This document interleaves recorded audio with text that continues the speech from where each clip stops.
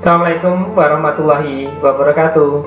Halo anak-anak sekalian, gimana kabarnya? Semoga anak sekalian tetap dalam keadaan sehat, tentunya semangat dalam belajar, dan tidak lupa tetap menjaga kebersihan dimanapun anak sekalian berada. Pada pembelajaran daring kali ini kita masih melanjutkan materi gerak benda dan makhluk hidup di lingkungan sekitar. Pada pertemuan yang ketiga ini, anak sekalian, kita membahas mengenai sistem gerak pada manusia. Masih ada subbab materi satu kali lagi, yaitu sistem gerak pada tumbuhan. Insya Allah kita akan bahas pada pertemuan minggu depan. Baik anak sekalian, kita langsung membahas mengenai sistem gerak pada manusia.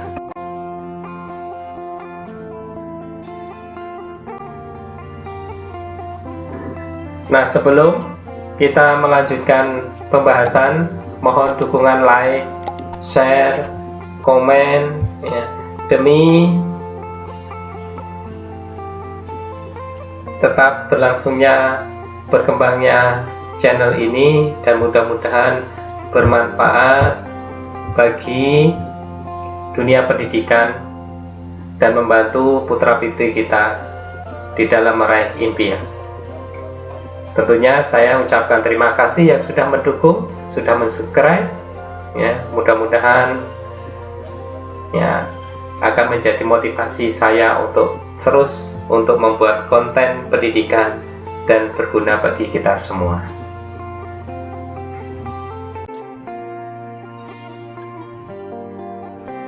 Kalian, untuk tujuan pembelajaran sistem gerak pada manusia, yang pertama, anak sekalian bisa menjelaskan fungsi sistem gerak manusia. Yang kedua, menjelaskan fungsi rangka, sendi, dan otot. Yang ketiga, menganalisis 3 jenis jaringan otot. Yang keempat, menjelaskan gangguan dan kelainan pada sistem gerak dan upaya mencegah serta mengatasinya. Yang terakhir, menjelaskan upaya menjaga kesehatan sistem gerak.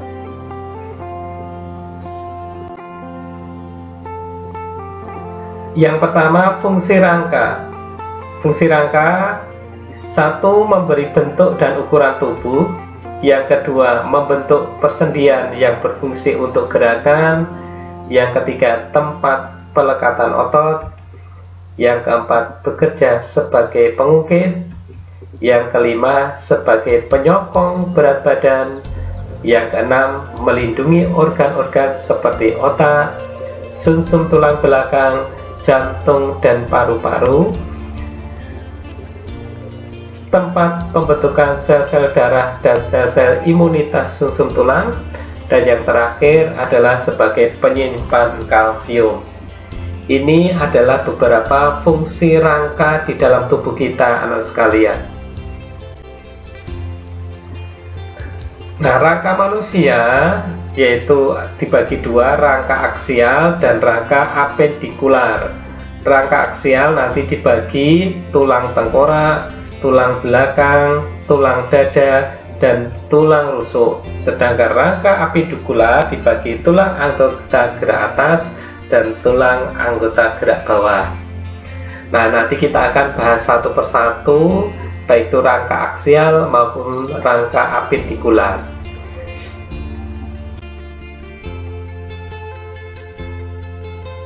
Awali dengan tulang tengkorak, anak sekalian. Tulang tengkorak, di situ ada bagian tulang ubun-ubun, tulang kepala belakang, tulang pelipis, tulang pipi, tulang dahi, tulang baji, tulang air mata, tulang hidung, rahang atas, dan rahang bawah.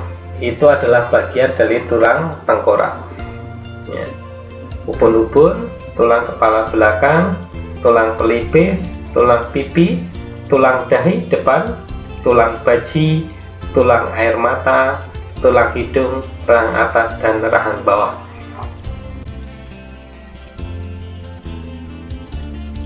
Adalah bagian dari tulang belakang manusia ya, tulang belakang manusia ya. Di situ diawali dari tulang atlas, tulang leher ada 7 ruas, kemudian 12 ruas tulang punggung, 5 ruas tulang pinggang, kemudian tulang kelangkang dan tulang ekor. Ini kalau diperbesar ini ada tulang kelangkang, tulang ekor. Sebelah sini adalah tulang dada dan tulang rusuk. Diawali dari kepala tulang dada, badan tulang dada, taju pedang, kemudian tulang rusuk sejati, tulang rusuk palsu, dan tulang rusuk melayang. Ini bagian dari dada dan tulang rusuk.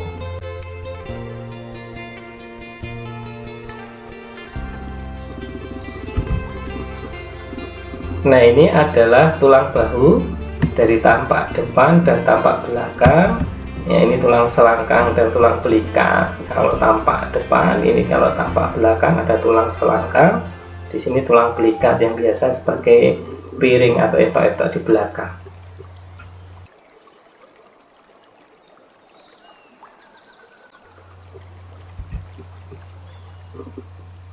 Nah, ini adalah anggota gerak atas dan anggota gerak bawah. Ya.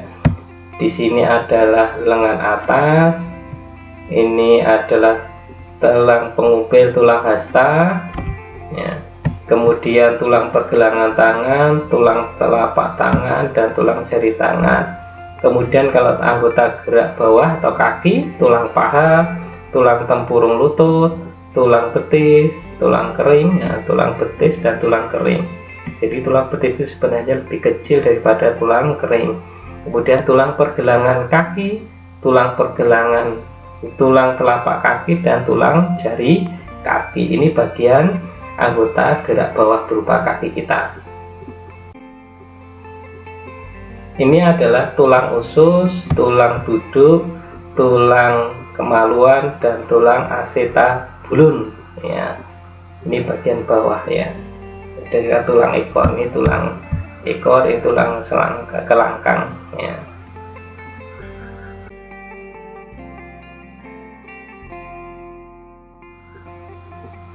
Nah, sekarang tulang sendiri nanti dibagi menjadi 2 bentuk tulang dan jenis tulang.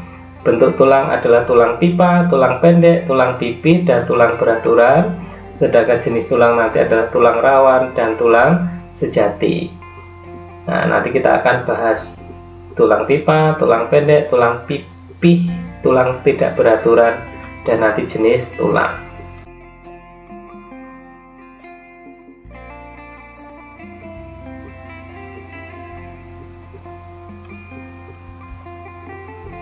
Nah, tulang pipa bentuknya seperti itu. Kemudian ini adalah tulang pipih. Ya, pipih ini tulang pipa tadi, ini tulang pendek, ini tulang yang tidak beraturan ya. Kemudian ini bagian dari tulang pipa, yaitu epifis, metafis, diafis, dan epifis. Ini bagian dari tulang pipa. Ini bentuk-bentuk tulang kita di dalam tubuh kita. Tulang pipa ada di lengan kita misalkan, kemudian tulang pipih ada di dada kita. Kemudian tak beraturan, ini bagian dari ruas-ruas di punggung ya. Kemudian tulang pendek ada di pergelangan tangan kita ini ya.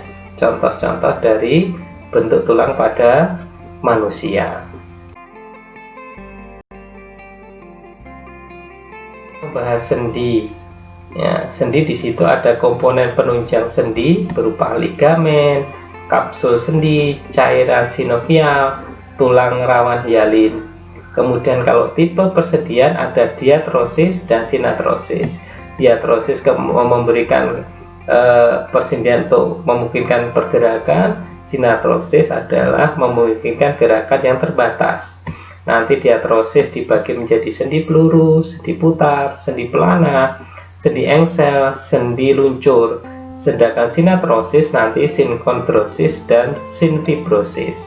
Nah, nanti kita akan membahas ini semua ya, sendi-sendi yang ada di dalam tubuh kita. Nah, bagian persendian ini ada peristium, tulang yang membentuk persendian, membran sinovial, kemudian saluran Harvest, ligamen, dan tulang rawan hialin. Itu bagian persendian. sendi mati tadi, sinantrosis ya, yaitu itu ada susun tulang, tulang serab, kemudian serabut-serabut penghubung tulang. Kemudian sendi kaku, anfitrosis, ada tulang, tulang rawan, serabut-serabut penghubung tulang dan susun tulang. Sedangkan sendi gerak ya, diatrosis terdiri dari sendi peluru yang memungkinkan bergerak ke segala arah, ada di bahu kita dengan lengan atas.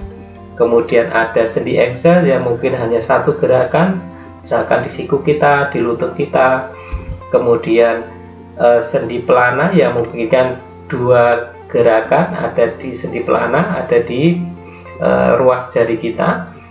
Kemudian di situ ada sendi putar yang memungkinkan gerakan, di mana itu di leher atau atlas, ya, di tulang atlas kita. Kemudian ada sendi luncur atau geser, hanya bergeser ibu jari kita ya dengan pergelangan tangan. Ya. Ini adalah sendi gerak atau diatrosis ya, ada 5: sendi peluru, sendi eksel, sendi pelana, sendi putar, dan sendi luncur atau geser. Otot ya, otot polos, otot jantung, dan otot lurik. Dilihat dari pertama bentuk sel. Untuk otot polos berbentuk gelondong dengan ujung runcing. Nah, ini gelondong, ujung runcing. Otot jantung berbentuk memanjang, silindris, serta serabut bercabang dan menyatu. Otot lurik berbentuk memanjang, silindris, dan serabut ujungnya tumpul. Nah, ini adalah otot lurik. Inti sel untuk otot polos adalah hanya satu, terletak di tengah. Sedang otot jantung inti selnya banyak dan terletak di tengah. Sedangkan untuk otot lurik inti selnya banyak dan terletak di tepi, di pinggiran. Sitoplasmanya di otot polos tanpa garis melintang yang jelas. Kalau di otot jantung jelas terlihat sitoplasma garisnya, kemudian juga luriknya juga sama. Untuk cara kerjanya, untuk polos itu involuntary, di luar kehendak atau tidak disadari. Begitu juga jantung involuntary, artinya di luar kehendak atau di luar sadar. Sedangkan untuk otot lurik voluntary, sesuai kehendak kita atau kita sadari pergerakannya. Kecepatan kontraksi untuk otot polos itu bersifat lambat, untuk otot jantung bersifat kuat dan berirama, sedangkan untuk otot lurik kontraksinya bersifat cepat. Kemampuan kontraksi, mampu berkontraksi dalam waktu yang lama dan tidak mudah lelah, itu punyanya otot polos. Sedangkan otot jantung mampu berkontraksi dalam waktu lama dan tidak mudah lelah juga. Sedangkan untuk otot lurik tidak mampu berkontraksi dalam waktu yang lama dan ternyata mudah lelah untuk otot lurik. Letaknya di mana? Untuk otot polos letaknya di organ-organ dalam, biasanya ada di usus ya. Itu contoh dari otot polos. Otot jantung pasti di jantung. Kalau otot lurik pasti di mana? Menempel pada tulang dan rangka, karena sebagai bentuk kita bergerak itu menggunakan otot lurik. Ini adalah 3 perbedaan antara otot polos, otot jantung, dan otot lurik. Jadi diperhatikan dari bentuk selnya, inti selnya, cara kerja, kemudian letak sebenarnya.